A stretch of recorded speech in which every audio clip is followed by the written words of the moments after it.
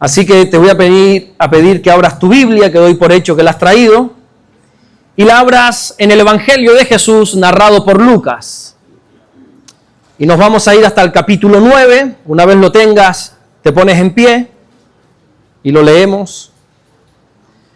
Lucas capítulo 9, versículo 51.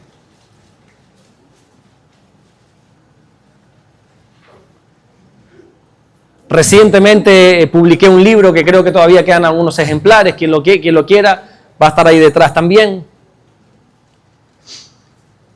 A medida que lo vayas teniendo, te vas poniendo en pie. Si alguien no ha traído la Biblia, creo que... ok, lo vamos a poner aquí detrás también.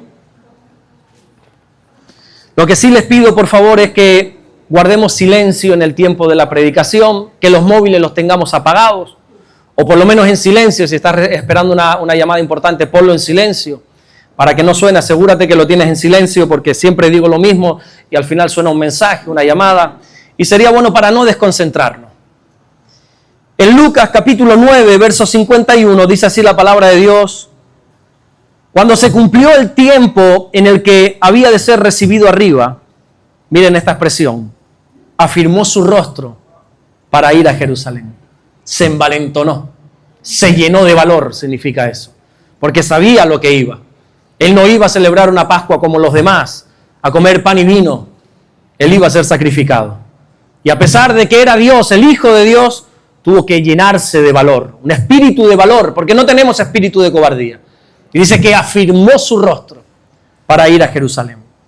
Y envió mensajeros delante de él, los cuales fueron y entraron en una aldea de los samaritanos para hacerle preparativos. Mas no le recibieron, porque su aspecto era como de ir a Jerusalén. Viendo esto, sus discípulos, Jacobo y Juan, que por cierto eran hermanos, dijeron: Señor, ¿quieres que mandemos que descienda fuego del cielo como hizo Elías y los consuma? Versículo 55, entonces volviéndose él, los reprendió diciendo: vosotros no sabéis de qué espíritu sois, porque el Hijo del Hombre no ha venido para perder las almas de los hombres, sino para salvarlas. Y se fueron a otra aldea. Amén. Hasta ahí vamos a leer nada más en esta tarde. Vamos a orar. Señor, te damos las gracias. Gracias, mi Dios, por este privilegio que tú nos das de estar en este lugar. Gracias, Señor, por permitirnos adorarte, por permitirnos buscar de ti y por permitirnos escuchar tu palabra. Gracias por la libertad que por lo menos hasta el día de hoy tenemos de congregarnos en tu nombre. Señor, oro en el nombre de Jesús, que mientras tu palabra sea predicada en esta ocasión, que ocurran los prodigios, las señales, las maravillas, las sanidades, las liberaciones, todo lo que tu palabra dice y promete que puede ocurrir. Oro para que suceda, mi Dios, en nuestras vidas. Gracias, Señor, por todo lo que estás haciendo y gracias por todo lo que vas a hacer en el nombre bendito de Jesús. Y solo el que lo cree dice fuerte: amén y amén. Puede tomar su asiento.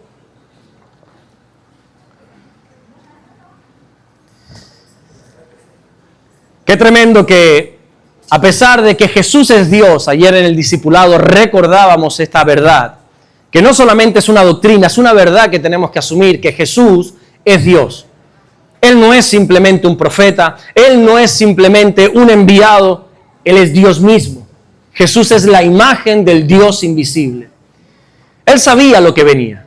Él desde el mismo momento en el que nació sabía cuál era su propósito para ser enviado aquí. De tal manera amó Dios al mundo que envió a su Hijo. Él sabía perfectamente antes de humanarse, antes de encarnarse, para qué había venido. Vivió 30 años, podríamos decir, como en la sombra. No sabemos muchos detalles de su infancia, de su adolescencia. Hay un pequeño dato que se nos dice con 12 años, ¿verdad? Cuando estaba en el templo y los propios escribas, doctores de la ley, se sorprendían de la sabiduría de ese niño. Pero no conocemos detalles. Estuvo como 30 años un poco a la sombra. Parece ser que estuvo trabajando con el que ejerció de padre, que era José. Él era carpintero. El carpintero no solamente se reduce al trabajo de la madera como pudiera ser hoy, sino carpintero era una especie de constructor, el que hacía las casas. Así estuvo nuestro Señor, sirviendo, trabajando, siempre, sudando. La primera vez que fui a Jerusalén con mi pastor, Recuerdo que subíamos al Monte de los Olivos, bajábamos y caminábamos. Yo le decía, oye, Manolo, por favor, todo el día caminando. Dice, así era nuestro Señor. Y él me dijo esta expresión que por alguna razón se me quedó grabada. Dice, Jesús sudó la camiseta. ¿Sabes lo que significa esa expresión, verdad? Era un varón esforzado, era un hombre que se esforzó. Y sabía perfectamente a qué había venido. Él vino a dar su vida por amor a nosotros. Él estaba en Galilea, la mayor parte de su vida la pasó en Galilea, en Nazaret concretamente, pero llegó el momento. Llegó el momento de subir a Jerusalén, sabiendo que era la última vez que entraría por esa puerta con vida. A partir de ese momento vamos a conocer, o va a suceder lo que nosotros conocemos como el Calvario de Jesús, ¿verdad? La pasión de Cristo, que es ese arresto, esa crucifixión, esa muerte, ese entierro, pero gloria a Dios que también vamos a leer y a conocer la resurrección de nuestro Señor Jesucristo. Pero independientemente de eso, él sabía que tenía que pasar un momento difícil. Él sabía, a pesar de que era 100% Dios, Jesús era 100% hombre también. Los látigos no es que no le hicieron daño, le hicieron mucho daño. Esa corona de espinas que atravesó su cuero cabelludo y probablemente o tocase o atravesase incluso el cráneo, no pienses que no le hizo daño porque era Dios. Le hizo daño y mucho. Imagínense en qué presión se encontró nuestro Señor en el huerto de Getsemaní, que Él llegó a sudar sangre, que realmente no es sudor. Médicamente se está demostrado que, no recuerdo el nombre ahora, cuando estamos bajo mucha presión, hay unos pequeños vasos capilares que como que estallan en nuestra frente debido al estrés, y brota gotas de sangre imitando el sudor. Parece que estaba sudando sangre, pero no era sudar sangre. Era que estaba bajo presión en Getsemaní, en la prensa de los olivos. Jesús estaba siendo prensado porque sabía que iba a ser entregado. Y entonces ahí en Galilea, todo judío estaba obligado a subir a Jerusalén a celebrar la Pascua. Así que se junta con sus discípulos y dice, vayamos allá. Y él tiene que afirmar su rostro. Él se tiene que llenar de valor y decir, voy a ir a cumplir con mi propósito. Y dice el versículo 51, cuando se cumplió el tiempo en el que había de ser recibido arriba, afirmó su rostro para ir a Jerusalén. No era fácil para Jesús lo que estaba haciendo porque sabía que iba a morir. Y sí, nosotros conocemos la historia, pero ponte en su lugar. Ese dolor, ese sufrimiento, ¿verdad? Por eso dice, afirmó su rostro. Otra versión, la Dios habla hoy, dice, emprendió con valor este viaje. Jesús se preparó toda su vida para ese momento, un momento incómodo, un momento difícil, un momento duro que tenía que enfrentar, pero tuvo que enfrentarlo. Y de aquí podríamos sacar la enseñanza de que hay situaciones, hay momentos en nuestra vida que no nos agradan, pero que tenemos que enfrentarlos. Huir de un problema no soluciona el problema, lo empeora. Hay conversaciones incómodas que tenemos que tener. Y hay gente que no le gusta el conflicto. Yo soy un hombre de paz, a mí me gusta siempre estar a bien. Y estoy dispuesto a perder lo que haga falta con tal de estar en paz con los demás. Pero hay conversaciones incómodas que a veces hay que tener. Muchas veces. Hay visitas muy incómodas que hay que hacer. Hay circunstancias que nosotros tenemos que enfrentar, incómodas, difíciles. Pero no evites esos momentos. Esos momentos son los que te llevan muchas veces a crecer. No huyas de los problemas, enfréntalos. Afirma tu rostro para tener ese momento, esa decisión incómoda que tienes que tomar. Bueno, en su camino de Galilea a Jerusalén, el tramo más corto era pasar por Samaria, por la región de Samaria. Saben que los judíos y los samaritanos no tenían trato entre sí, se llevaban como el perro y el gato, ¿verdad? No se podían ni ver, así que mucha gente que venía del norte, que venía de Galilea, para no pasar por la aldea de los samaritanos o por el lugar de los samaritanos, que eran días caminando, lo que hacían era bordear por Perea, por la costa del Jordán y atravesar muchísimos kilómetros más con tal de no enfrentar a los samaritanos, pero Jesús no dependía de los samaritanos. Jesús entendió que no depende ni de uno ni del otro, sino de Dios. Él dependía de Dios. Mi voluntad está en las manos del Señor, así que voy a atravesar por este momento, y él pasó por ahí. ¿Y qué hace cuando está ya en Samaria? ¿Qué hace? Dice que envía dos mensajeros. No dice dos. Envía mensajeros delante de él. Vamos a leerlo en Lucas 9:52. Dice, y envió mensajeros delante de él, los cuales fueron y entraron en una aldea de los samaritanos para hacerle preparativos. Es decir, iban todos en una especie de caravana caminando y de repente Jesús le dice, a varios, a dos, por lo menos dos porque hablan plural o más. Mira, adelántense ustedes, busquen un lugar para dormir, para pasar la noche, vayan preparando todo. Y uno dice, pero espera. ¿No era que tú dijiste que tú no habías venido a ser servido, sino a servir? Pero aquí te estás comportando como un señorito. Porque aquí está diciendo, vayan ustedes y prepárenme el lugar. Esto a mí, cuanto menos es chocante. Porque uno dice, ¿por qué el Señor tiene esta actitud? ¿Por qué Jesús dice a otros, no, vayan ustedes y prepárenme el lugar? Bueno, lo vamos a entender a lo largo de esta enseñanza. Pero para resumirte, lo que el Señor estaba haciendo era seguir formando discípulos. Seguir trabajando en el carácter de las personas. Él sabía lo que iba, no era fácil lo que iba a enfrentar, pero aún así siempre se estaba ocupando de su entorno, de sus discípulos, para formar el carácter de Él en los demás. ¿Qué sucede en Samaria? Resulta que llegan esos discípulos del Señor, no sabemos con quiénes hablan, con qué samaritanos hablan, pero lo cierto es que empiezan a decir, bueno, estamos buscando un lugar para pasar la noche. Y los samaritanos, dice la Biblia, que viendo que tenían aspecto de subir a Jerusalén, le dijeron, no, aquí tu Señor no se queda, aquí ese rabino no se queda, porque sabemos que va a Jerusalén. Y dice que no le recibieron, dice el versículo 53, mas no le recibieron porque su aspecto era como de ir a Jerusalén.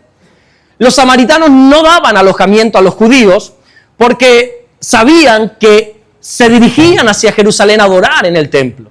Los samaritanos tenían una cultura desde muchos años atrás de que sus antepasados les habían enseñado que la adoración a Dios se tenía que hacer en un monte en concreto, en el monte Gerizim.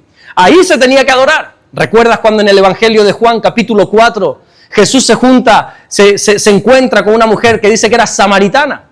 Y ahí empiezan a hablar entre ellos. Y Jesús le dice, bueno, dame de beber, conocen toda la información. Y ella le dice, pero escúchame una cosa, es que tú eres judío, yo soy samaritano, y nuestros padres nos han enseñado que se tiene que adorar en este monte, le dice. Los samaritanos eran muy geográficos, aquí hay que adorar.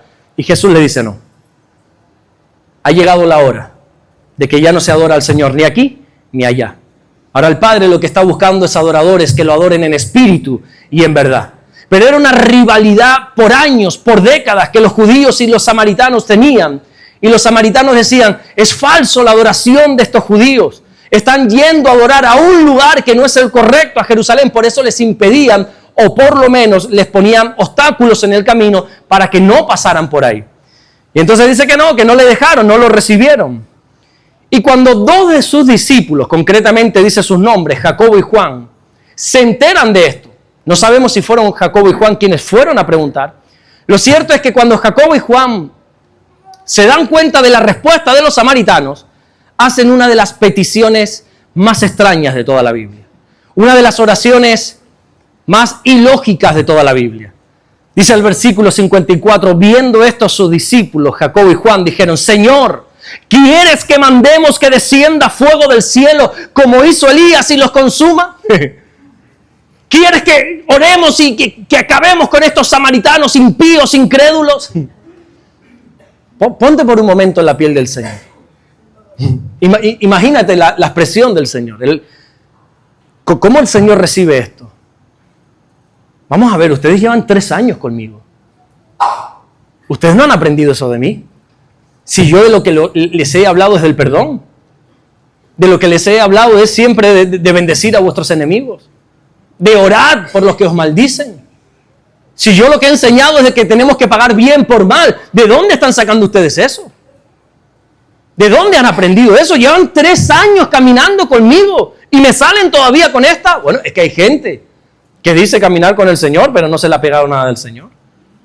Y pueden pasar años. Tenemos también el caso de Pedro, que cuando fue arrestado todavía tenía una espada y le cortó la oreja a uno de los romanos, ¿verdad? Y uno dice, ya no es que hayas hecho eso, Pedro, sino la pregunta es, ¿qué haces con una espada? O sea, 3 años todavía a mi lado y todavía estás cargando esa espada. Todavía ese carácter, mi hijo, todavía tienes esa actitud, todavía tienes ese pronto, no has entendido nada. Entonces Jesús les dice en el versículo 55, entonces volviéndose él, los reprendió y les dijo, vosotros no sabéis de qué espíritu sois, porque el Hijo del Hombre no ha venido para perder las almas de los hombres, sino para salvarlas. y se fueron para otra aldea. Jesús tuvo que reprenderles, tuvo que condenarles, tuvo que decirles, pero vamos a ver, ustedes no se dan cuenta que esa no es la actitud. Ustedes no se dan cuenta que yo les estoy enseñando otra cosa. Y se lo está diciendo a gente que ya en teoría deberían tener cierta madurez. Pero todavía hay cosas que corregir. ¿Cuántos tenemos todavía cosas que corregir en nuestra vida? Yo no levanto la otra mano porque tengo el micrófono, pero si no la levantaría también. Muchas cosas. Ahora, esa no es la pregunta correcta. La pregunta correcta es, ¿todavía tienes un corazón corregible? Porque hay personas que como ya han caminado años con Jesús y dicen que llevan mucho tiempo en el Señor, ya no se dejan corregir. Seguramente, al igual que yo, tú conoces mucha gente así, que ya no se dejan tratar por Dios. Y los ves que tienen un carácter que tú dices, uff, madre mía, todavía no sabes de qué espíritu eres, no sabes si estás en la carne, en el espíritu, no tienes ni idea. Pero no se les puede decir nada. Desgraciadamente, Damaris y yo hemos tenido que, no quiero usar la palabra soltar, no sería lo correcto, pero sí ya privarnos de corregir a gente porque sabemos que es que no tienen interés. Hay gente a la que tú le vas a decir, mira, sabes que eso está mal, hombre. Pero sabes que tener esa conversación es en vano. Hay gente que ya dice, mira, déjalo. El Señor siempre nos quiere enseñar por las buenas, pero a veces somos tan cabezones que yo personalmente he aprendido demasiadas veces por las malas. Y sigo aprendiendo muchas veces por las malas. Pero el Señor siempre quiere enseñarnos por las buenas. Y quiere corregirnos. Y quiere cambiar lo deficiente en nosotros. Quiere corregir, quiere cambiar todo lo que está mal. Quiere mejorar eso en nuestra vida. Y a pesar de que era una injusticia realmente que los samaritanos no le dieran lugar, no le dieran posada a Jesús, hermanos, nosotros no podemos responder al mal con otro mal. Nosotros no podemos pedirle al Señor que descienda fuego del cielo y consuma al que nos ha hecho un mal. Esa no es la actitud. Pablo le escribe a los romanos en el capítulo 12, versículo 21, no seas vencido de lo malo, sino vence con el bien el mal. Pero honestamente, ¿cuántos hemos sido vencidos por el mal? ¿Cuántas veces, verdad? ¿Cuántas veces le hemos contestado mal a ese que nos ha contestado mal? ¿Yo solo? El otro día una mujer le habló mal a mi mujer. Y este que te está predicando hoy la palabra no habló muy bien con esa mujer. Y le dije 4 cosas. En el momento de enfado, de calentón, decimos. Y luego dije, qué vergüenza, ¿no? Por mi parte yo hacer. Porque yo en sí, yo aguanto que tú me digas, me hagas. A mí me han golpeado bastantes veces, mi esposa lo sabe, y yo en ese sentido, yo no me defiendo. Ahora, si tú tocas a esa mujer o a mi hija, ella, tengo todavía, desgraciadamente, tengo que dejarme todavía tratar muchísimo por el Señor. Y llamé a esta mujer y le dije, estás equivocado. Y después dije, qué feo, ¿no? Me dejé ganar por el mal. En vez de obedecer a mi Señor y bendecir a los que me han maldecido. Y orar por el que en teoría creo que me ha hecho daño. Y amar a mis enemigos, he sido vencido de lo malo. ¿Cuántas veces hemos dejado de hablar a alguien porque nos hemos enterado que nos ha criticado? Eso también se ve aquí en Miami. Sí, también. Y en vez de restaurar esa relación, decidimos cortar la relación. Y seguimos trabajando todavía en la ley, en el Antiguo Testamento. Tú me la hiciste, tú me la pagas. Y somos vencidos de lo malo. Y caemos en la trampa una y otra vez. Y ya no es que estemos dispuestos a poner la segunda mejilla, es que ni la primera la ponemos. Y nos levantamos los unos contra los otros y parecemos, como dice el apóstol Pablo, perros mordiéndonos unos a otros. Enfadados unos con otros. Y no sabemos operar, no sabemos trabajar. Y hay un versículo que me ha impactado mucho por años, cuando Pablo dice, soportaos los unos a los otros. Tenemos que aprender a soportarnos, a aguantarnos. Ustedes tienen hermanos, bueno, aquí seguramente no, aquí se aman todos, pero ¿conocen hermanos que no te pasan de aquí? Que no los toleras, no los tragas. Que, amén. Bueno, a esos hermanos hay que amarlos. A esa oveja que solamente está estropeando el rebaño, hay que amarla. Y tenemos que aprender a amarla. A corregirla cuando se equivoca, pero tenemos que aprender a amarla. Y si no tienes a ninguna persona de este tipo, quizá esa persona eres tú. Tenemos que aprender a amarnos. Jesús dijo, amaos los unos a los otros. Pero nosotros hemos introducido una R en ese versículo y nos hemos armado los unos contra los otros. Y tenemos que aprender a amarnos. Y cuesta, ¿verdad? Cuesta no condenar al que piensa diferente a mí. Jacobo y Juan condenaron a los que no pensaban como ellos. Y estuvieron dispuestos a que si Jesús le daba la autoridad, eliminarlos, matarlos. Que descendiera fuego del cielo. El Señor dice, no, todavía no han entendido nada. Si están en ese espíritu es que no han entendido absolutamente nada. Si todavía deseas el mal de otra persona es que no has entendido nada, les dice el Señor. ¿Por qué estos dos discípulos actuaron así? Bueno, yo creo, esa es mi opinión personal, que todavía no habían dejado por completo lo que nosotros conocemos como el viejo hombre, su antigua manera de vivir. En ese momento, esa vieja naturaleza, esa carne, brotó nuevamente. Y caminaban con el Señor, estaban en el Espíritu, pero cuando tuvieron una adversidad, brotó nuevamente esa carnalidad, ¿verdad? Ellos se habían encontrado con Jesús, ellos habían pasado mucho tiempo al lado del Señor, pero todavía tenían costumbres, hábitos que arrastraban del pasado. Esos hábitos del viejo hombre, de la vieja mujer, que todavía no han abandonado. Y por eso Jesús tuvo que reprenderles. Porque, hermano mío, tenemos que aprender que cuando uno verdaderamente ha tenido un encuentro con Jesús, es nueva criatura. Y aquí dice Pablo, todas las cosas son nuevas. Y tenemos que estar dispuestos a romper con esos hábitos del pasado. Con esas costumbres. No, es que siempre lo he hecho así. Ah, bueno. Pero es que ahora si la Biblia lo condena, hay que cambiarlo. Es que hay costumbres. Jesús le dijo en una ocasión, si no recuerdo mal, a los fariseos, porque ustedes invalidan la palabra de Dios por sus tradiciones. Es que a mí me han enseñado así. Ah, bueno, está bien, pero es que la Biblia dice otra cosa. ¿Aquí hay algún colombiano? Sí, un grupito. Bueno, aquí seguramente no, pero en España ahora se ha puesto como muy de moda celebrar el Día de las Velitas en Navidad. Pero es que en la propia iglesia hay creyentes que encienden velas. Creyentes que yo los tengo por personas maduras y encienden velitas. Digo, pero tú sabes el origen de eso. No es que en mi casa siempre se ha hecho. Bueno, y en mi casa siempre se ha rezado el rosario y no lo hago yo. He entendido que eso no es el camino, que el camino es Jesús.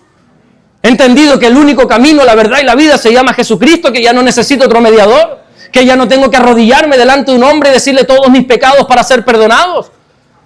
No, pero es que siempre mi costumbre, y no está mal porque mi costumbre. No, pero es que hay costumbres que tenemos que abandonar. Hay cosas que tenemos que dejar. El tema es, ¿estamos dispuestos? Porque hay hábitos, costumbres, enseñanzas en las que nos hemos criado que nos cuesta abandonar. Te voy a decir un testimonio personal. Cuando yo llegué al Señor, antes te comenté, yo era católico, de hacer la primera comunión, de estar ahí en misa. Yo no solamente tenía un crucifijo en mi habitación, yo tenía siempre colgado mi rosario y un escapulario. ¿Sabes lo que es un escapulario? Es como yo me lo ponía en el tobillo, era una pulsera llena de vírgenes. Mi mujer, sorprendentemente y sabiamente, nunca me dijo nada. Ella me dijo, no, para ir a la iglesia te tienes que quitar eso.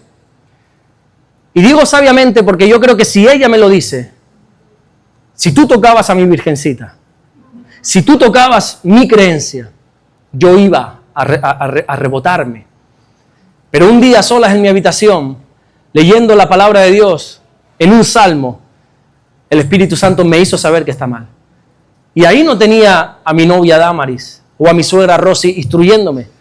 Ahí el Espíritu Santo me hizo saber que eso no le agrada a Dios. Y yo solo en mi habitación, me lo quité y me deshice de ese crucifijo.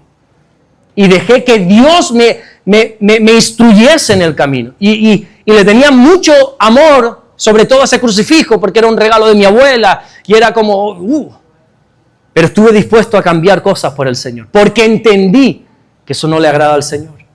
¿Estás dispuesto a cambiar cosas por el Señor? O de aquí no me muevo porque... Ah, bueno, está bien. ¿Cómo son tus hechas, tus actos? Y aquí todas las hechas son nuevas, dice Pablo. ¿Cómo son? ¿Son nuevas? ¿O simplemente has cambiado de congregación o de religión? ¿O de pastor? Ahora ya tu pastor no se llama fulanito, sino José Manuel, Alberto o el que quiera que sea. Simplemente has cambiado de pastor, simplemente has cambiado de creencia, de religión. ¿Reflejas en tu vida que hay una nueva criatura? Hace tiempo atrás, mucho tiempo atrás, Damaris me dijo: Alberto, ¿qué tal si nadie supiera que tú eres cristiano? Y de repente Jesús viniera y morase en ti de una manera tan íntima, que usara tu cuerpo para llevar a cabo la obra aquí establecida. ¿Alguien notaría el cambio en ti? Digo, no, alguien no, todo el mundo. Si Jesús me tomara por completo y obrara a través de mí por completo, todo el mundo diría: Alberto está diferente. Me dijo: entonces hay muchas cosas que tienes que trabajar. Porque la Biblia dice: ya no vivo yo, ahora vive Cristo en mí. Ese es el nivel al que nosotros tenemos que llegar. Y para eso tenemos que estar dispuestos a dejar cosas atrás. Me llama mucho la atención que Jesús llama a estos discípulos que son hermanos, Juan y Jacobo, y cuando les llama, les pone un apodo. ¿Ustedes sabían eso? ¿Saben lo que es un apodo? ¿Cómo se dice aquí? Apodo igual, ¿no? Un sobrenombre. Todos yo creo que hemos tenido apodos aquí. Algunos, pues bueno, son despectivos, algunos nos han marcado, otros, pues bueno, lo que quiera que sea. Y cuando Jesús llama a estos dos hermanos, a Jacobo y a Juan, les pone un apodo. ¿Saben cuál es ese apodo? Boanerges. Boanerges, así les llama. Vamos a leerlo, Marcos 3:17. A Jacobo, hijo de Zebedeo, y a Juan, su hermano, Juan, hermano de Jacobo, a quienes ha apellido Boanerges. No te preguntes qué significa, porque ya el propio versículo no lo dice. Esto es hijos del trueno. Ahora voy entendiendo todo ya. Jesús no les llamó Boanerges para humillarles. Todo lo contrario, lo hizo para mostrarles desde el principio: ustedes tienen un problema. Ustedes son hijos del trueno, son impulsivos. Son como un trueno que de repente el cielo está bien y se ilumina, ¡guay! Cae esa ira.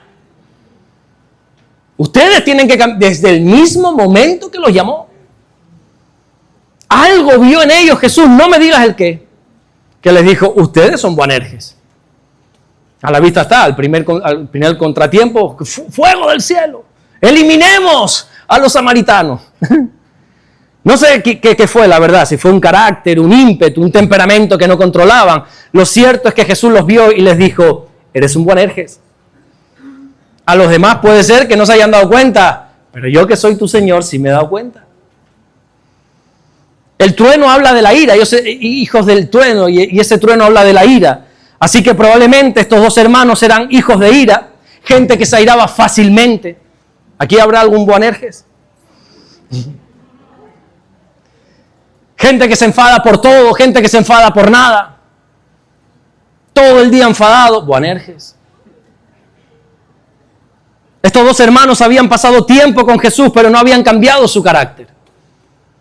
Porque vemos que en un momento de dificultad, en vez de orar, en vez de tener misericordia, clemencia, como Jesús había enseñado, piden consumirlos, eliminarlos.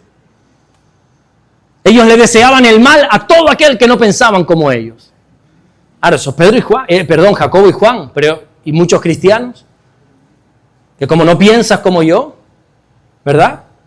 Que como no tienes la misma doctrina que yo, que como no crees en el mismo Dios que yo, quizás no has pedido fuego del cielo, pero, ¿o sí? No toleras, no aceptas a los que no piensan como tú, te enemistas con ellos, hablas mal de ellos, los envías con billete de ida y no de regreso al infierno. ¿Cuántas veces hemos hecho eso? Y Jesús dice en la Biblia que Él vino a transformarnos, Él vino a cambiarnos. Entonces en el versículo 55 les dijo: entonces volviéndose Él los reprendió, diciendo: vosotros no sabéis de qué espíritu sois, porque el Hijo del Hombre, es una expresión traída del libro de Daniel, el Hijo del Hombre, haciendo referencia al Mesías. El Hijo del Hombre no ha venido para perder las almas de los hombres. Yo he venido a salvarlas. Yo no he venido a descender fuego del cielo, aunque pudiera. Él en la cruz podría haber mandado una legión de ángeles y eliminar a todos esos romanos, pero no lo hizo. Ese no es el propósito de Dios. Y así era Juan, ¿verdad? Juan y Jacobo, los hijos del trueno, Boanerges. Sin embargo, hoy yo te pregunto, ¿cómo nosotros conocemos al apóstol Juan? ¿Con qué sobrenombre? Como el apóstol del amor, el amado, ¿verdad? El apóstol del amor, el discípulo amado. Qué tremendo, ¿no? Qué cambio tan potente tuvo Boanerges. De hecho, muchos de ustedes no sabían que Jesús les llamó así, Boanerges. Les puso un apodo como en el colegio, ¿verdad? Ustedes se imaginarán cuál era mi apodo. El gordo. Así, yo era en el colegio, en el instituto siempre. Lo que pasa es que yo tampoco me dejaba mucho que me dijeran eso, entonces me ponía en mi sitio, ¿no? Pero Jesús fue así, como un niño de colegios, los Boanerges. Pero nadie de ustedes lo sabía, porque todos lo conocemos ahora como el discípulo amado. ¡Qué cambio!, ¿no? Porque cuando uno se deja transformar por el Señor puede hacer cosas preciosas en nosotros. Y nuestro pasado va a quedar atrás. Esos apodos, eso que nos caracterizaba, va a quedar atrás y ya nadie se va a acordar de eso. Nadie va a recordar, quizá alguna persona, pero como testimonio, mira, qué cambio ha pegado ese hombre. Era un Boanerges y ahora es un discípulo amado. Qué bonito sería que de cada uno de nosotros pudieran decir eso, ¿verdad? Qué cambio ha pegado esa persona. Pero antes de convertirse en el discípulo amado era iracundo. Si Jacobo y Juan no hubieran cambiado su carácter, no se hubiera cumplido el propósito que Dios tenía para sus vidas. Si tú no te dejas cambiar por Dios, puedes venir aquí todos los domingos, que espero que sigas viniendo. Puedes escuchar tantas prédicas quieras, puedes cantar tantas alabanzas quieras, que el propósito de Dios no se puede cumplir en ti. Déjate cambiar por el Señor. Todas esas cosas, aunque sean pequeñas, el hombre más sabio de la tierra después de nuestro Señor Jesucristo dijo que las pequeñas zorras pueden llegar a echar a perder toda una viña entera. Las pequeñas cosas, pequeñas cositas pequeñas que tenemos en nuestra vida, que como es pequeño no le damos importancia, y eso es lo que nos está robando el propósito de Dios.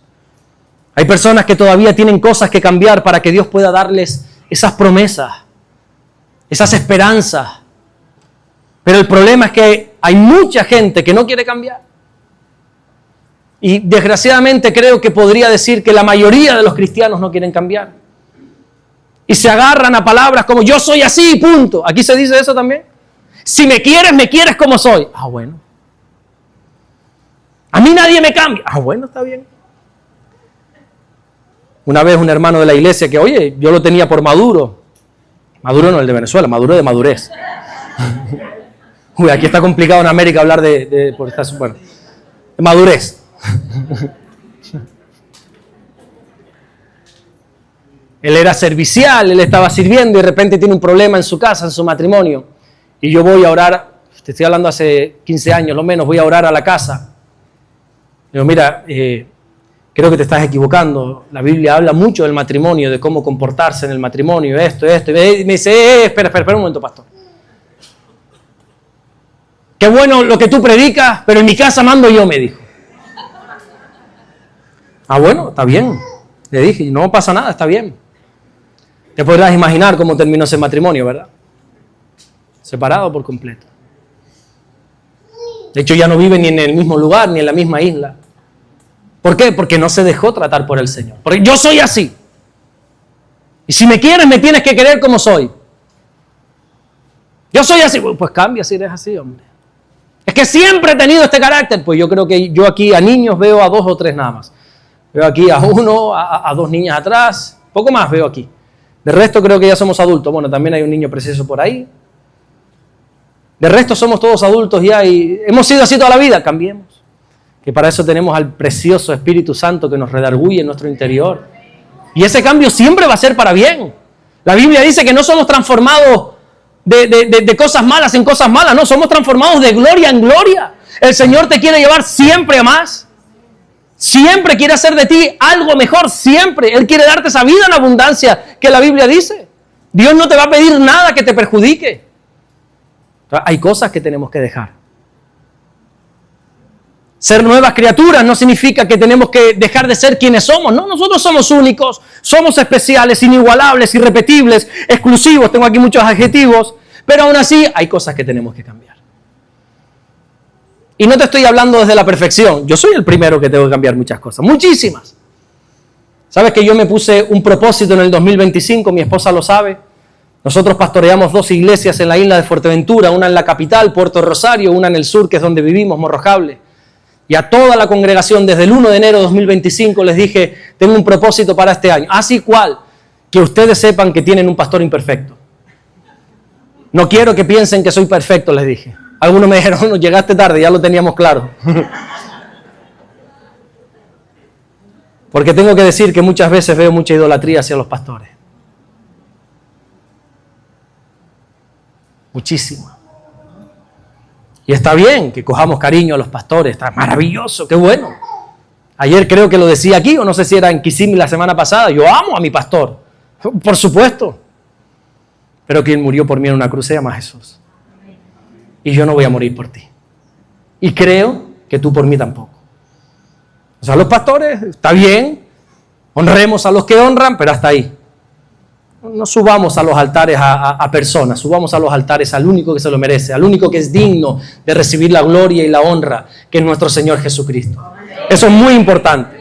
Entonces, ser nuevas criaturas no significa dejar de ser quienes somos. Con el pasar del tiempo se ha de ver una madurez en nosotros. ¿Se ve esa madurez en ti? Lo que no puede suceder nunca es lo que el escritor a los hebreos, que desconocemos quién es, tenemos indicios, suposiciones, pero no sabemos quién es. Lo que no puede suceder es lo que dice Hebreos 5:12, dice, porque debiendo ser ya maestros, oye, después de tanto tiempo, tenéis necesidad de que se os vuelva a enseñar cuáles son los primeros rudimentos de las palabras de Dios. Y habéis llegado a ser tales que tenéis necesidad de leche y no de alimento sólido. ¿Cómo es posible que entre ustedes ya debería haber pastores, maestros y todavía están con biberones tomando leche? Dice el escritor a los hebreos. Qué tremendo, ¿no?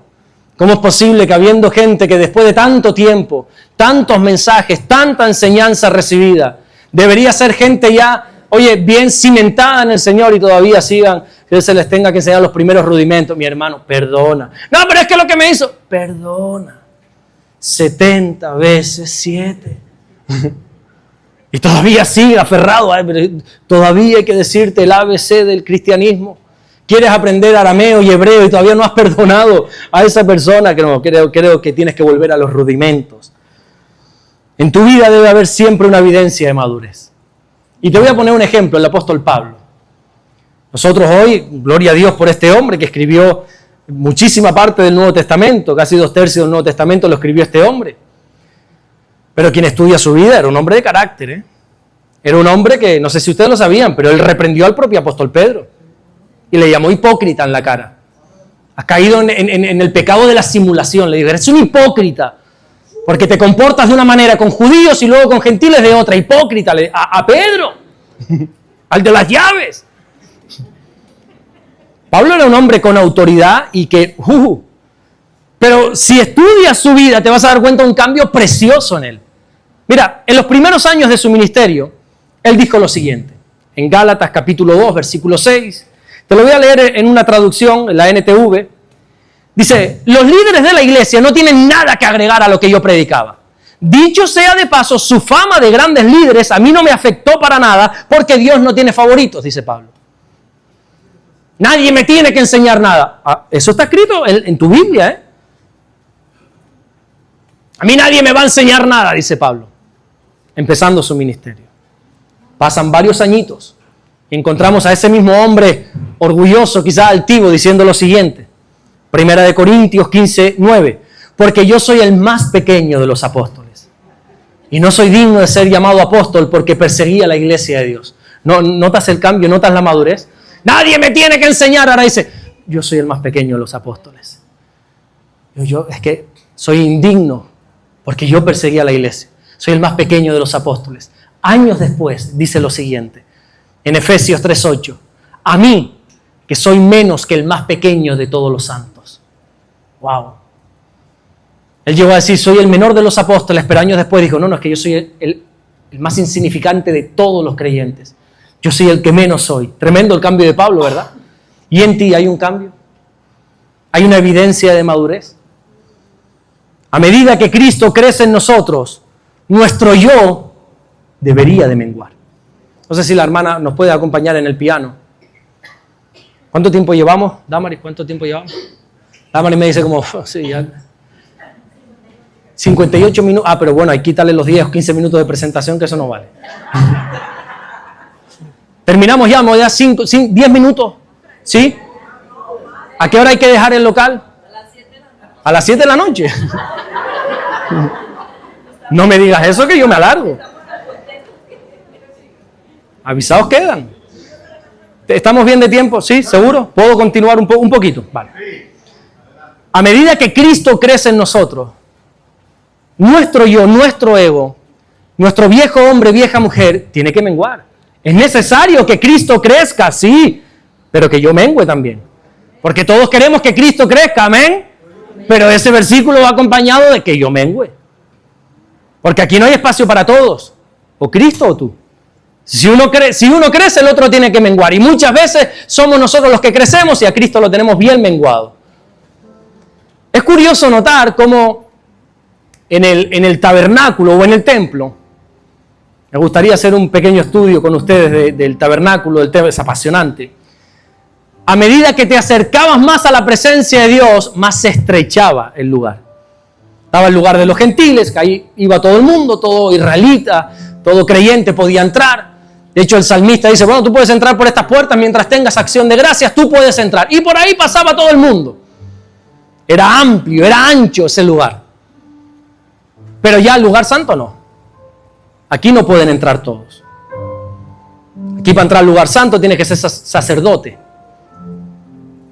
Es ser de la tribu de Leví. Tienes que tener unas cualidades, una edad en concreto, una santidad. Y ya era un lugar más pequeño, más estrecho, ya no todo el mundo entraba. Pero ojo, es que para entrar al lugar santísimo ya no todos entraban, ya era más pequeño ese lugar. El lugar santísimo era un cuadradito pequeño, era algo pequeño. Porque cuanto más queremos acercarnos al Señor, más tenemos que menguar. Nuestro yo más tiene que menguar. Tiene que haber menos de nosotros, siempre. Entonces yo te pregunto, ¿estás madurando o simplemente estás cumpliendo años en la iglesia? ¿O estás madurando en el Señor?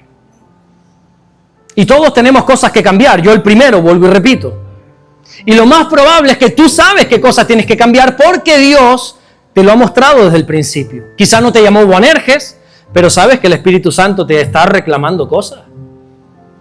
Y lo sé, y tengo convicción de eso, porque así dice la Biblia, que el Espíritu de Dios nos redarguye, nos convence.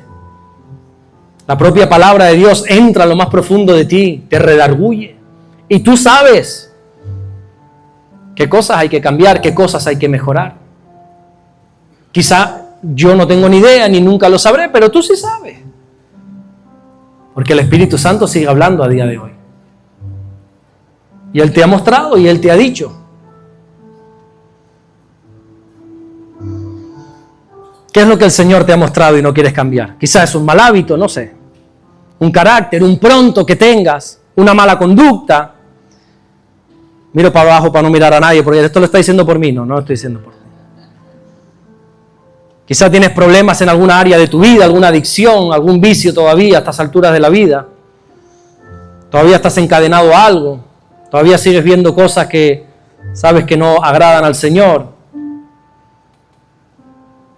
Todavía te estás viendo con personas que no debes. Tienes conversaciones que no agradan a tu Dios, no sé. Pero tú sí sabes qué es lo que el Señor te está diciendo. Ya es hora. Cambia, hombre. Por tu bien, cambia.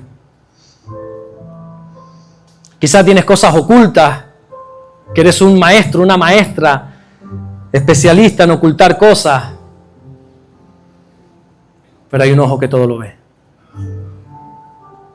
Y a los pastores, a los hermanos, incluso al esposo, a la esposa, puedes esconder cosas. Pero hay un ojo que todo lo ve. Y dice la Biblia que todo lo oculto sale a la luz. Bueno, y entonces, ¿por qué hay cosas ocultas en mi vida, digo yo, que nunca salieron a la luz? ¿Será que Dios se equivocó? ¿Será que Dios miente? Porque la Biblia dice en repetidas ocasiones que todo lo oculto sale a la luz, pero yo puedo decir firmemente que he hecho cosas en oculto que nunca han salido a la luz.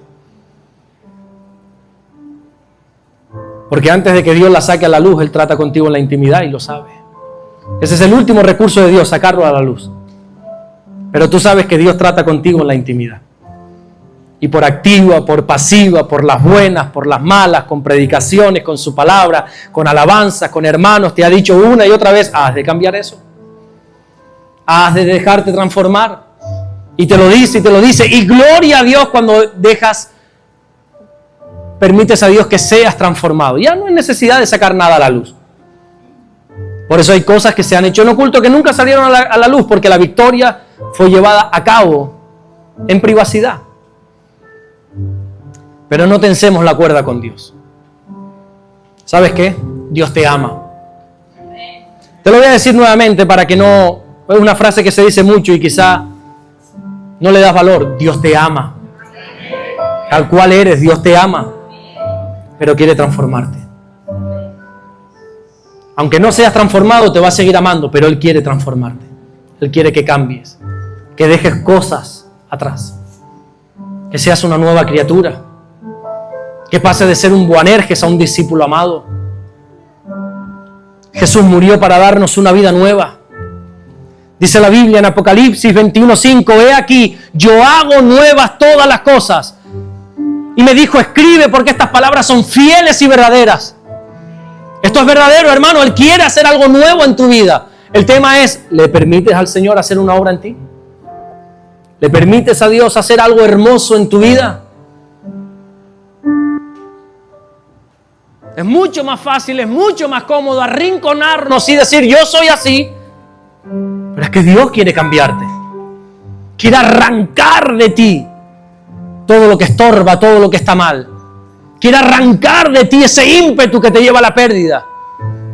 Esa maledicencia, esas palabras, esas mentiras, esos vicios, esas conversaciones.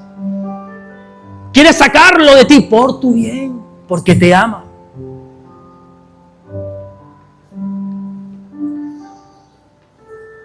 A veces lo que nos impide madurar son hábitos que hemos arrastrado por años. Date cuenta, estos dos eran hermanos, Jacobo y Juan. Lo más probable, puede ser que lo más probable es que este espíritu de ira estuviera en la familia. Oye, qué curioso que dos hermanos fueran hijos de la ira, hijos del trueno. Ahora es que seguramente en su casa hayan aprendido así, que a la primera diferencia se gritaba. Y donde en una casa se grita, los hijos ¿cómo van a actuar? Porque entienden, han sido programados que a la primera adversidad se grita. Probablemente ellos se habían criado así y habían arrastrado ese hábito, esa costumbre. Pero para Dios no hay nada imposible. Y podemos cambiar. Tienes que analizar tus hábitos. ¿Sabes cómo lograr un cambio? Esto no se trata de raciocinio, no se trata de... me voy a proponer, venga, mañana lunes cambio. No. Lo puedes hacer, pero no lo vas a lograr. Esto se trata de que le des lugar al Espíritu Santo, de que le des lugar al Señor, de que sea Dios quien haga la obra. Ese versículo que dice, y el Espíritu de Dios vino sobre él y fue mudado en otra persona. Fue cambiado por completo cuando tú le das lugar a Dios. Cuando tú le dices, Señor, aún con mis imperfecciones te entrego mi vida, aún con mis defectos que son muchos, yo quiero servirte, aún con mi inutilidad que es mucha, quiero servirte. Ahí el Espíritu de Dios te va a tomar por completo. Esto no se trata de fuerzas humanas, esto se trata de que le des lugar a Dios, le des lugar al Espíritu de Dios. Por tus propios esfuerzos o méritos no puedes restaurar un matrimonio. Eso, mi querido hermano, es pan para hoy, hambre para mañana. No puedes restaurar un hábito que tienes que te está hundiendo. Dale lugar a Dios, pruébalo. Dale lugar al Espíritu de Dios. Déjale obrar. Dice que la tierra estaba desordenada, vacía por completo, como muchos corazones quizá en esta mañana o en esta tarde. Pero el Espíritu de Dios vino y reposó en ese vacío, en ese desorden, y todo cambió. ¿Le das lugar a Dios para que haga una obra? Cierra tus ojos un momento delante de Dios. Es el Espíritu Santo quien quiere santificarnos. Es Él. Y a través de Él, dice la Biblia, que nosotros podemos crecer en Dios. Pero tienes que darle esa voluntad. Debes soltar las riendas de tu vida y entregárselas al Señor. Que sea Él quien haga. Y que puedas llegar a decir lo que Pablo dijo. Yo estoy a años luz de poder decirlo. Ya no vivo yo, ahora vive Cristo en mí.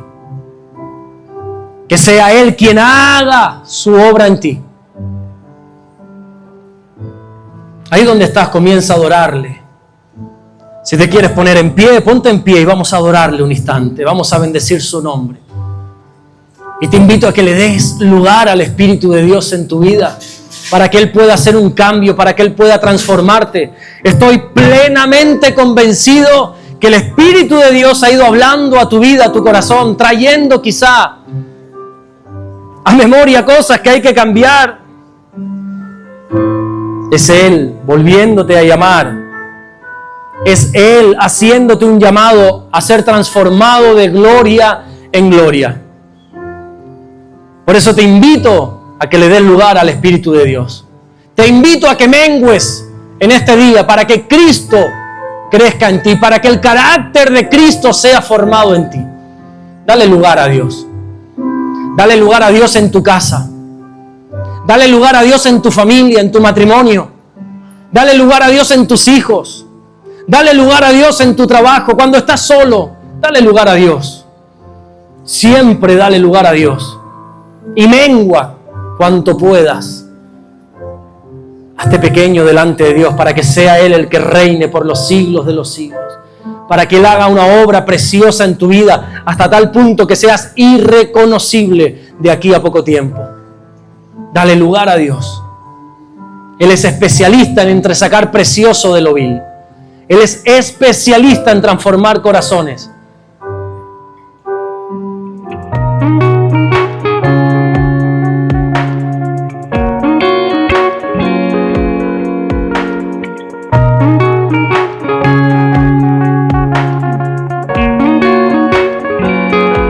Descubre Camino.